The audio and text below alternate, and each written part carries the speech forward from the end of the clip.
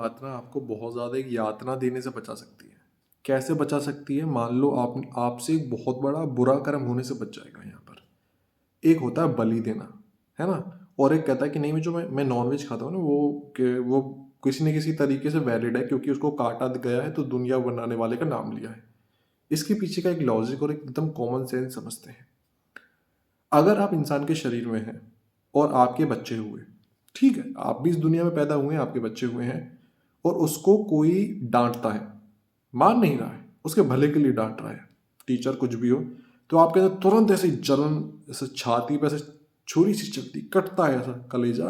हे, मेरा बच्चा, थोड़ा दूर से इससे बात करो, ऐसे नहीं करना चाहिए था तुम्हें, मुझे बिल्कुल अच्छा नहीं लगा, उसने मेरे बच्चे को बहुत बुरी तरीके से डांटा, अरे वो टॉफी मांग रहा था, दी नहीं।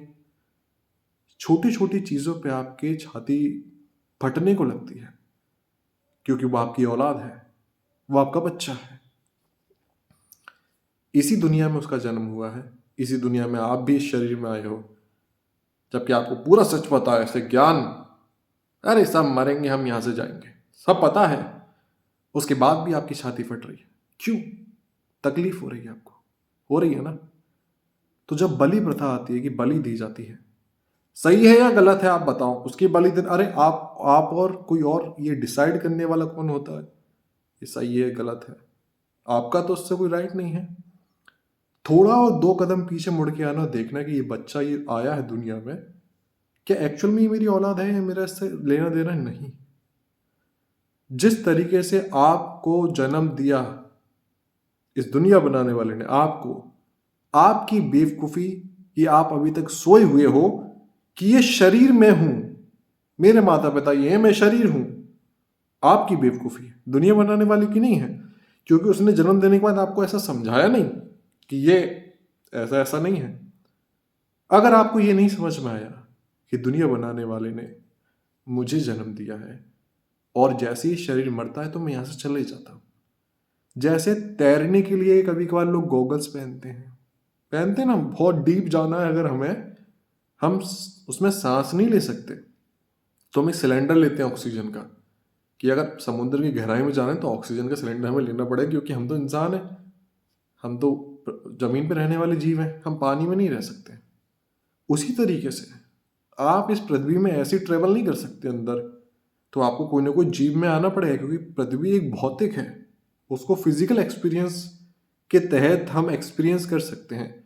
तो आपको कोई भी फिजिकल फॉर्म में आना पड़ेगा, चाहे वो पेड़ बन जाए, चाहे वो मिट्टी में आ जाए या जल में आ जाए। समझो, बहुत छोटे छोटे परमाणु हम बन सकते हैं। तो आप भी कहीं से आए हो और एक कोई चीज एक्सपीरियंस कर रहे हो। सपोज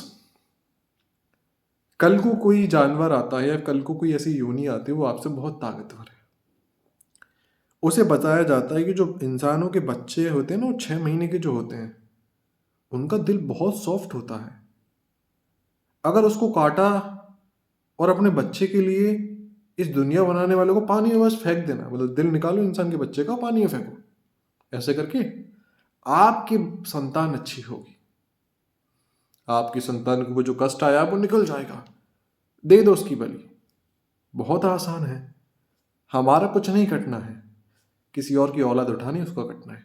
उससे महसूस होगा इंसान को, क्योंकि उसकी औलाद कटेगी उसके आंखों के सामने और उसे पता मैं भी कटूंगा, पर वो इतना बेबस है कि वो इससे निकल नहीं सकता, पर उसे महसूस करना ही पड़ेगा। आज का समय ऐसा है, आने वाला समय हमें नहीं पता कैसा होगा, पर आप मुक्त भी नहीं हो रहे हो इस संसार से, पर आप इस संसार में रह रहे हो। कब तक? जब तक आप अंधकार में हो, कर्म भी कर रहे हो। तो जब आती है बलि की, कि हम किसी को काट दें दुनिया बनाने वाले के नाम पर, चाहे वो दुनिया बनाने वाले को आप किसी भी नाम से पुकारो, काट देते हैं। तो एक छोटी सी बात बताओ, जब ये इंसान के शरीर में जो आपके बच्चे हैं वो आपके नहीं है, शरीर को आपके शरीर ने जन्म दिया है, आपकी कोख में बच्चा है, पर जो आत्मा है वो दुनिया बनाने वाले की, आपने इस दुनिया में कुछ एक्सपीरियंस करने के लिए मांग लिया है, बस वो उसका ही है, वो जब चाहे उसे ले सकता है, उसमें इतनी शक्ति है और वो लेता भी है। उसका जितना समय पूरा होता है, आपने कहा कि मुझे बस इतना सुख मिल जाए, बच्चा हो जाए, तो 6 महीने में उसको ले लेगा, 3 महीने में ले लेगा पेट के अंदर ही। मिसकैरेज हो जाएगा। वो जैसा चाहे उसे ले लेगा, उसमें आपका कोई हस्तक्षेप नहीं है, तो वो ले लेता है, आगे भेज देगा। उसकी बनाई डिपार्टमेंट की आत्मा है, कहीं भी चली जाएगी, क्योंकि उस पर उसके राइट है, उसने बनाया है।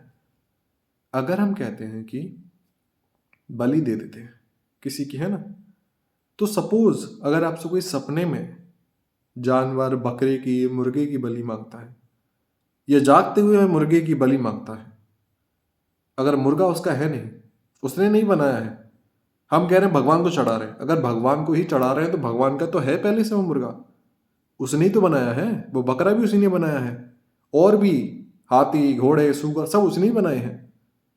तो जो उसकी चीज है वो तो जब चाहे बिना गला काटे ले सकता है, उसकी आत्मा के जब चाहे निकाल लेगा। अगर वो आपसे मांग रहा है, इसका मतलब उसने तो नहीं बनाया है। वो आपसे मांग रहा है पर उसने तो नहीं बनाया है। इसलिए जब भी हम कहते हैं किसी को मार के दे रहे हैं, तो बहुत आसान है काट के देना। हमारा कुछ नहीं कट रहा है, पर कष्ट हो रहा है। तो अपने आप को हमेशा इस चीज से बचाना कि जब यहां पर आप किसी को कुछ दे नहीं सकते, तो किसी का कुछ छीनना भी मत, चाहे वो किसी का शरीर क्यों ना हो। बचना, ये बात को हमेशा अपने जहन में याद रखना कि बचना, क्योंकि अनकॉन्शियसली हम बहुत गलत करते हैं। जब तक आराध्य अपने स्वरूप का बोध नहीं कराते हैं, तो हमसे इस शरीर में भी बहुत गलत हुआ है।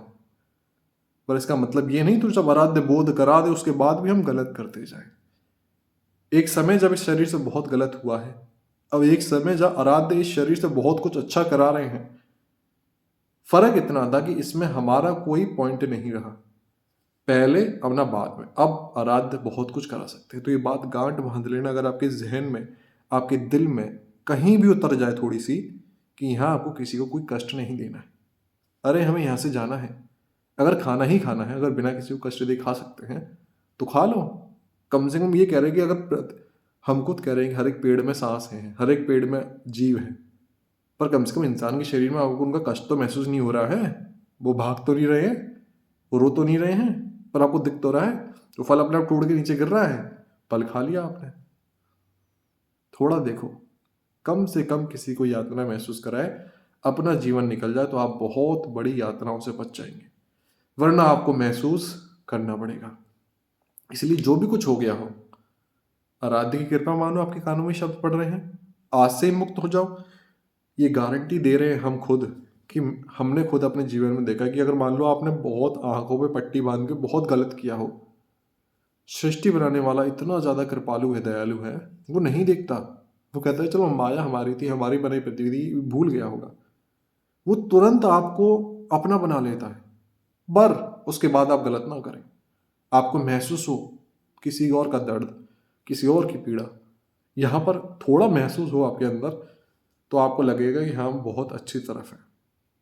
नरक और स्वर्ग आपकी छाती में आपको अंदर से पता पड़ेगा। जैसे ही आपने किसी के संग कुछ गलत किया है, आपको तुरंत अंदर से एक जलन स्टार्ट हो जाएगी। ऐसा नहीं करना चाहिए था, उन पैसों पे मेरा हक नहीं था, मैंने उसके संग धोखा किया है, मैंने उसके संग गलत किया है, मैंने उसकी पीठ पीछे बुराई करके लड़ाई करवाई है। देखना, छोटी से छोटी गलत चीज पे आपको अंदर जलन होती है। ये जलन कौन महसूस करा रहा है? वो आपका एक्चुअल स्वरूप है, दुनिया बनाने वाले का, जिसने अंदर आपको बैठा रखा। आपको किसी से पूछना नहीं है मैं कहाँ गलत हूँ, क्या सही हूँ, वो अंदर आपको बता रहा है। बस महसूस करो और रो मत, आगे बढ़ जाओ। जो भी हुआ अब आगे नहीं करेंगे, आगे बढ़ जाओ। सुनो, जाना है यहाँ से, किसी भी सेकंड हमें शरीर छोड़ के जाना है। इस तरीके से बनो कि हम आपको अगर कोई चीज़ कह रहे हैं तो अब ये हम इतने ज़्यादा श्योर हैं कि विदिन अ सेकंड हमें जाना है, तो हमें पता है, पर कष्ट नहीं है। शरीर छोड़ने के लिए तो कोई एक्सीडेंट हो, कोई भी स्वरूप आए, इस आत्मा को तो शरीर से निकलना ही है। तो इस शरीर का कुछ भी चित्तड़ उड़ जाए कर्म के अनुसार या फिर आराध्य की मर्जी के अनुसार, पर आत्मा का कुछ नहीं बिगड़ना है। आत्मा तो प्रभु की हो चुकी है, उसी की थी, उसकी हो गई। कितना सिंपल है। जिसकी बनाई चीज है वो अपने आप को एक्सेप्ट कर लेगा। बाहर कुछ मत बदलो, अंदर से पहचानो।